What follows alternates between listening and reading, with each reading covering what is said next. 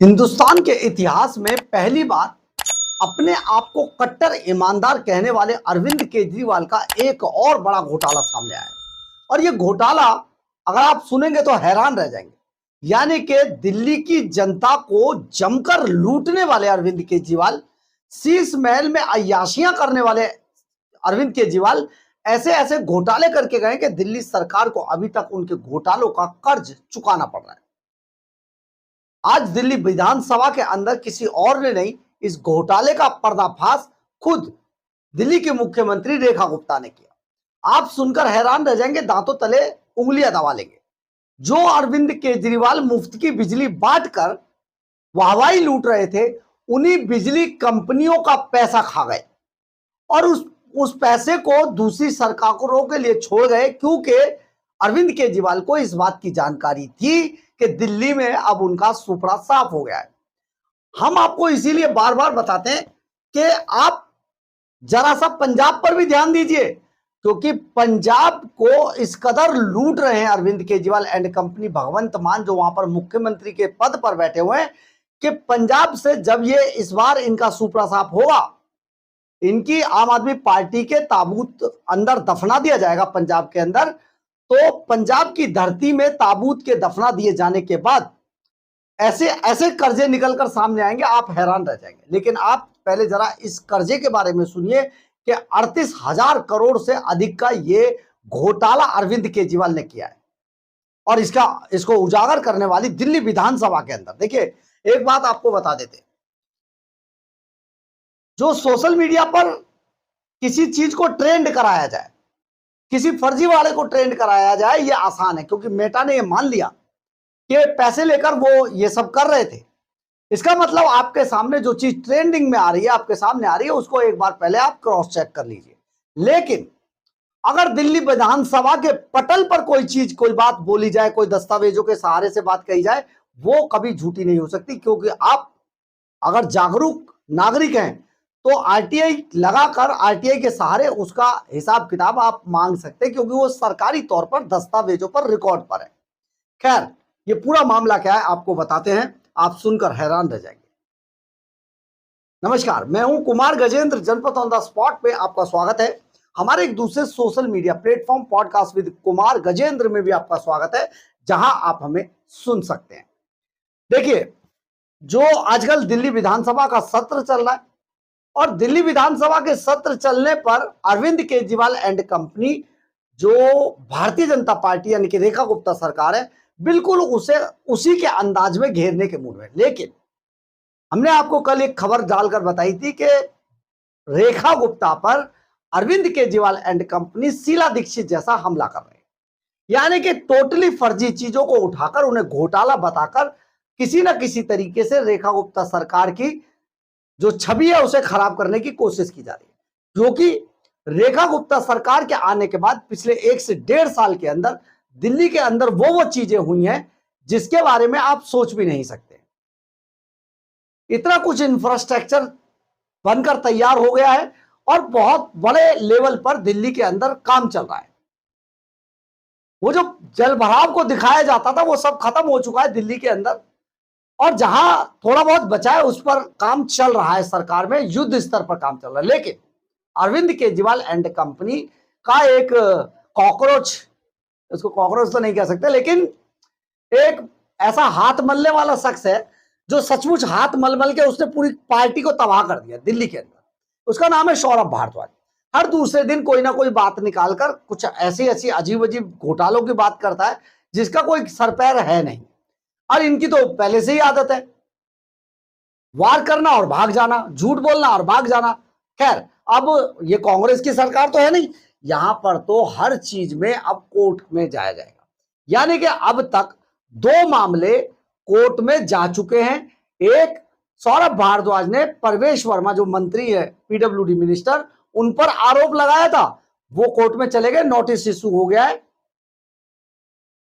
अब सौरभ भारद्वाज ने एक और आरोप लगाया, तो उस पर मनजिंदर सिंह सिरसा ने कहा है 24 घंटे का टाइम दिया है और अब वो भी कोर्ट जा रहे हैं। खैर, लगातार कोर्ट कचहरी के मुकदमे झेलेंगे लेकिन क्योंकि शीला दीक्षित सरकार में आरोप तो लगाए थे, लेकिन कोई उस वक्त कोर्ट नहीं गया था, जबकि कपिल सिब्बल जैसा वकील उस टाइम पे मिनिस्टर हुआ करता था, लेकिन सलाह कुछ नहीं थी। खैर, हम बात कर रहे थे कि घोटाला अरविंद केजरीवाल के ऊपर 38,000 करोड़ रुपए का घोटाला एक और सामने आ गया है। रेखा गुप्ता ने इन पर गंभीर आरोप लगाए हैं और उन्होंने कहा है कि जिस तरीके से अरविंद केजरीवाल जिस बिजली फ्री की बात करके जनता में वाहवाही लूटा करते थे, तालियां बजवाते थे, उसी फ्री की बिजली का बिल ही नहीं देके गए। यानी कि बिजली कंपनियों के करीब 38,000 करोड़ रुपया बकाया था, जो अब रेखा गुप्ता सरकार पे कर रही है। आप सुनिए दिल्ली विधानसभा के अंदर रेखा गुप्ता ने, जो दिल्ली की मुख्यमंत्री है, उन्होंने क्या बोला, सुनिए।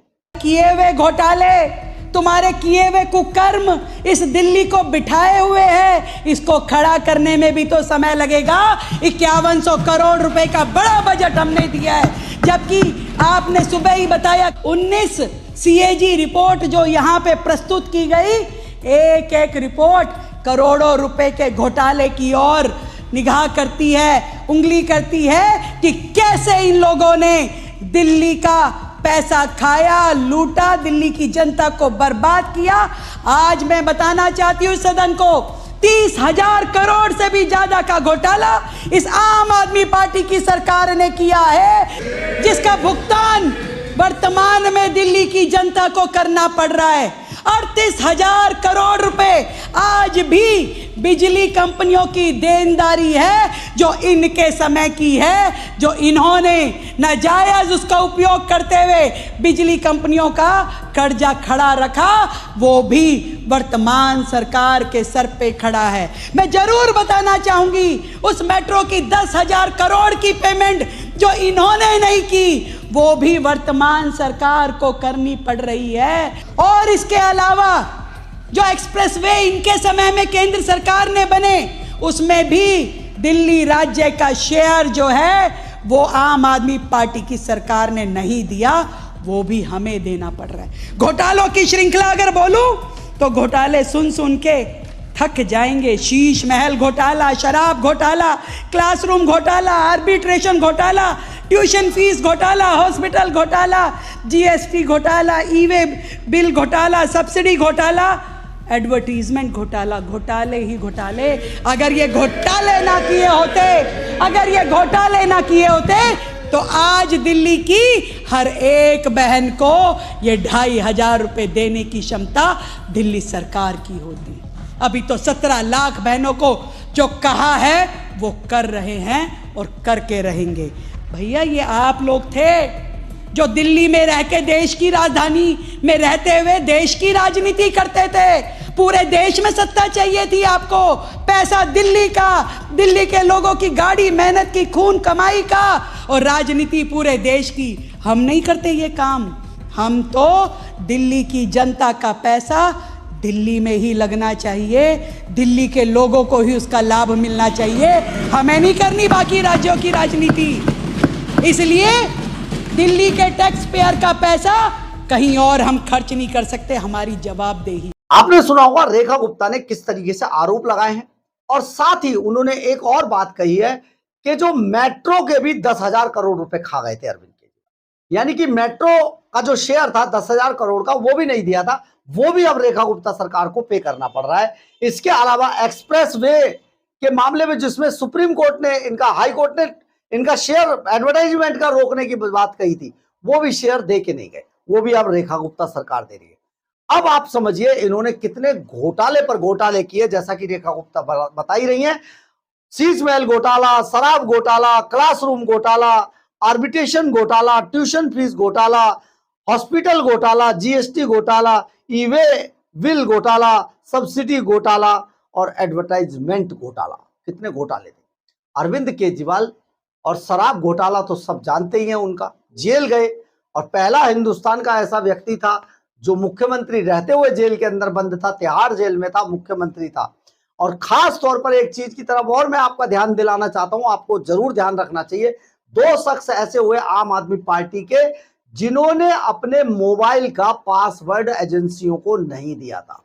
अरविंद केजरीवाल विशेष रूप से एप्पल का फोन तैयार कराया गया था, कस्टमाइज कराया गया था और उसका पासवर्ड एजेंसियों को नहीं दिया। इसके बाद विभव कुमार जो अरविंद केजरीवाल का गुंडा है, जिसे सुप्रीम कोर्ट ने गुंडा कहा था, विभव ने भी अपने आईफोन का पासवर्ड नहीं दिया था।